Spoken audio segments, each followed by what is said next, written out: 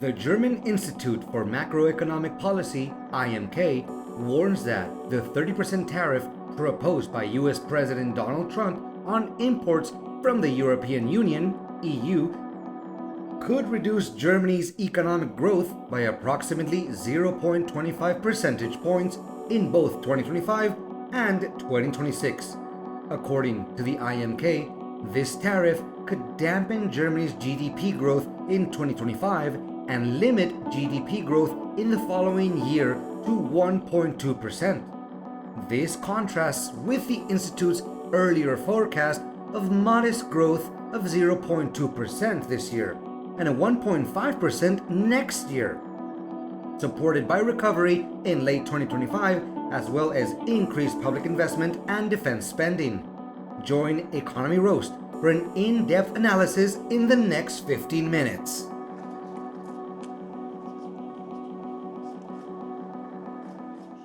German Finance Minister Lars Klingbeil stated on July 16, 2025, that President Donald Trump's tariffs threaten the U.S. economy at least as much as the European economy, while calling for a fair deal with the Americans.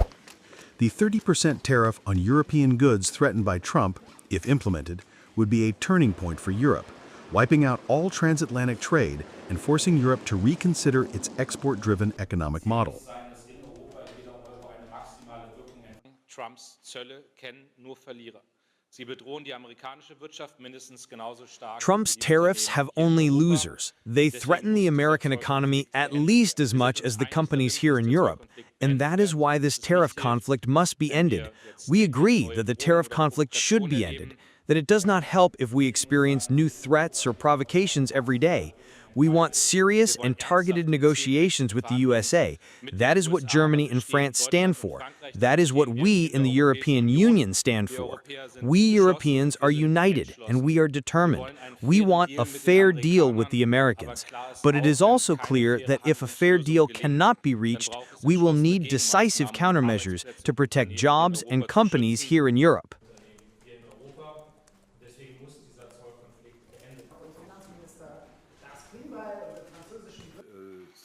It's true that the budget which the Prime Minister presented yesterday is a budget on which we are going to hold talks with all the parties.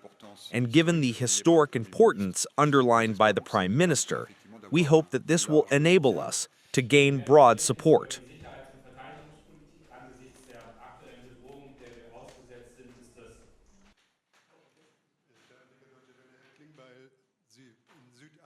Werden Sie da eine Allianz G19 gegen die Amerikaner schmieden, die Zollattacken abzuwehren? Wir werden in Europa darauf achten, dass wir faire Wettbewerbsbedingungen sicherstellen, dass wir Erstmal wurde ich gefragt, ob ich ein Vertrauen in den französischen Kollegen habe, und das habe ich definitiv. Wir haben natürlich gerade auch über Yesterday, I was asked whether I have confidence in my French colleague, and I definitely do. Of course, we have also just discussed the issues of how the budgets are being prepared in France and how they are being prepared in Germany. I am also in the middle of drawing up the 2026 budget. Of course, we have also talked about this, but I think we can say that there is a deep mutual trust that we have mastered the craft and that we each want the best for our country, always linked to the question of how we can strengthen ourselves together. Für mich als Finanzminister und Vizekanzler wichtig bleibt. Ich habe als SPD-Vorsitzender ja bereits begonnen, viele Kontakte in den globalen Süden aufzubauen. D'abord, Monsieur Lombard, est-ce que German Chancellor Friedrich Merz warned the U.S. not to underestimate the EU's willingness to respond to the announcement that the U.S. will impose a 30% tariff on EU imports, aiming to find a swift solution to the tariff dispute, with the EU currently refraining from countermeasures. Over the weekend, I have been campaigning for us not to implement reciprocal tariffs now. Otherwise, they would have automatically been introduced. Michel Soni yesterday. But please, the American government should not underestimate our willingness to respond to excessively high tariffs with similar measures. We are prepared in the European Union. However, we hope for a negotiated solution, and that is why I am very committed to this issue, especially in the European Union. The United States was Germany's largest export market until 2024, accounting for nearly 10% of total export value. The German Institute for Macroeconomic Policy, IMK, also warned that slowing demand in the U.S. and spillover effects from other economies could continue to pressure exports. Not only Germany, but the IMK noted that the impact of tariffs on the U.S. could be even more severe. The proposed tariffs are expected to increase consumer prices, erode real income, and reduce U.S. household consumption. The institute stated that with potential inflationary pressures leading to tighter monetary policy, U.S. overall growth could decline by approximately 0.7 percentage points. European companies are urging trade negotiators to intensify efforts to reach an agreement with Washington, although firms are trying to avoid panic, hoping that Trump will retract his threats as he has done in recent months. On July 12th, U.S. President Donald Trump announced that he would impose a 30% tariff on imports from the EU starting August 1st if no progress is made in bilateral trade negotiations. Following this announcement, the EU proposed a new round of tariffs on U.S. goods worth 72 billion euros, or 84.1 billion USD, if trade negotiations with Washington fail.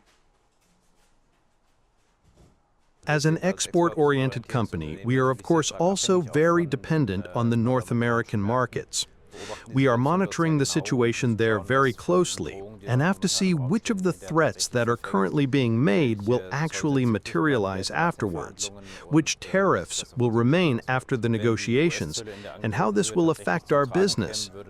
If the U.S. tariffs were to actually be implemented to the extent that has been threatened, this would of course have a massive impact on our American business. It would completely change our position on the American market, and we would have to see how we could react to this situation.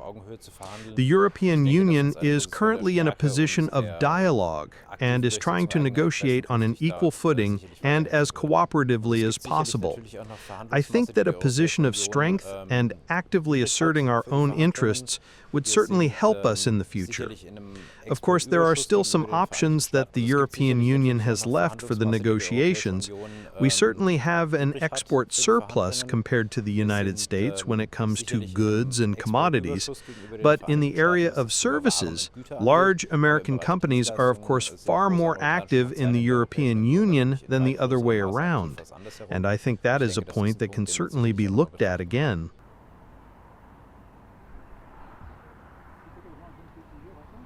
For families with a long-standing tradition of viticulture in the town of Zeltingen, Western Germany, the threat of a 30% tariff on the European Union raises concerns that this tax could strangle their market. For many EU wine-producing countries such as Germany, France, Italy, and Spain, the U.S. has become one of the largest consumer markets. If the current volume of goods is blocked, they will seek to redirect elsewhere, which would increase pressure. Asia is an emerging market with great potential, but it is still developing and not yet able to absorb the volume of goods currently flowing into the U.S.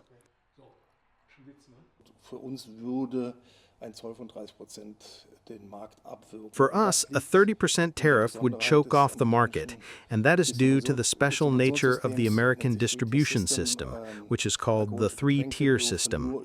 Alcoholic beverages may only be sold via a three-tier system, and an American retailer earns money at each tier. The USA is one of the largest net importers of wine, and what we Germans offer is basically unrivaled. The Americans can't produce it, and our colleagues from the other European countries don't have any light, delicate white wines. White wine is very much in demand at the moment, and what we're making now, especially Riesling, is not available over there in the quality that we can offer. The Americans are not self-sufficient. This means that the USA is dependent on net imports to quench the American thirst. All of this actually suggests that wine could be left out of the conflict package. Asia, for example, is a future market, but it is still developing and cannot absorb the volume that goes to the USA. And that is a European problem. It's not just for us here in Germany, but our colleagues in France, Italy, and Spain have their biggest sales market in the USA.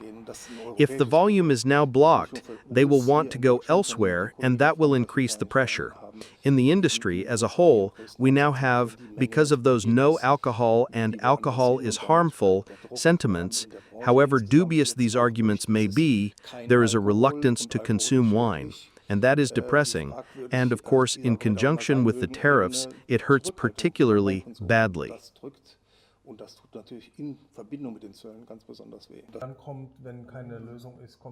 The Association of German Wine Exporters is also demanding that wine exports be included in any trade negotiations between the EU and the US. If these negotiations fail and the tariffs take effect, many bottles of wine at the Selbach winery may have to remain on the shelves in the near future.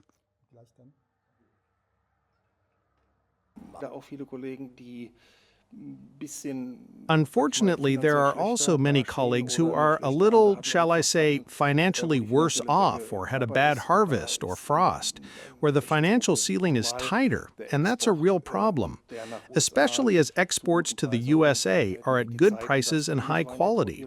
The times when cheap wine was exported are over. The USA mainly takes very high quality wines at reasonable prices, and that is what is good for every wine grower, and if that breaks off, it hurts, of course. Plan B would be to come to an agreement with the importer about splitting the costs. That was already very difficult with the 25%. If 30% were to come in now, it would be fatal. We are all very nervous is perhaps a misnomer, but we are trying to keep our composure and keep a cool head.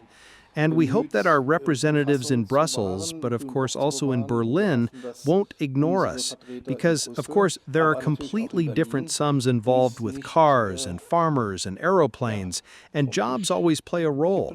But you mustn't forget that this is a cultural region. Many people don't come here because it's so steep, but because the steep slopes are planted with vines, because there is an age-old wine tradition here, a catering industry, a hotel industry. If this were to be stifled, it would have fatal consequences.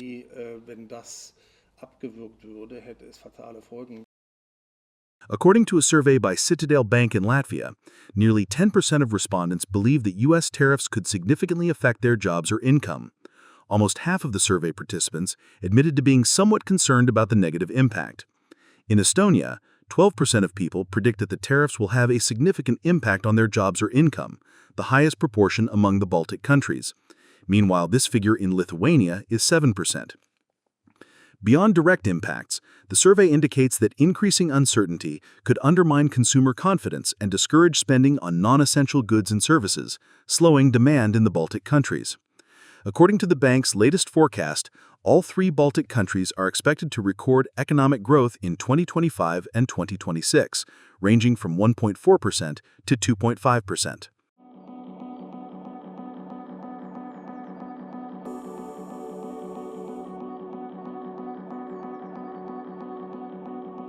Not only affecting Germany, but the U.S. Consumer Price Index, CPI, rose by 2.7% in June compared to the previous year, marking the largest increase since February, according to data released by the Bureau of Labor Statistics on July 14th. The CPI figure exceeded general expectations and reached an average increase of 2.4% over the first 5 months of the year. Analysts attribute this rise to the increased tariffs imposed on U.S. trading partners since President Donald Trump took office for his second term. Core inflation, which excludes volatile food and energy prices and is considered a more accurate indicator of price pressure, also rose by 2.9% year-over-year. Analysts believe this is only the initial impact of tariffs on domestic prices, with price pressures expected to intensify in the coming months. If the new round of tariffs threatened by Trump in recent letters to leaders of dozens of countries, including major trading partners, takes effect on August 1st as planned, inflation could worsen in the second half of the year.